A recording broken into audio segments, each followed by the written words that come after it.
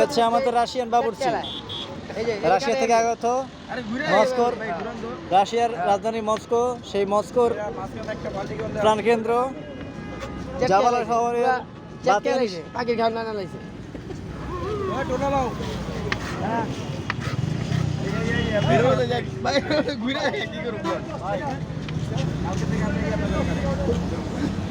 Russian বাবুর্চি।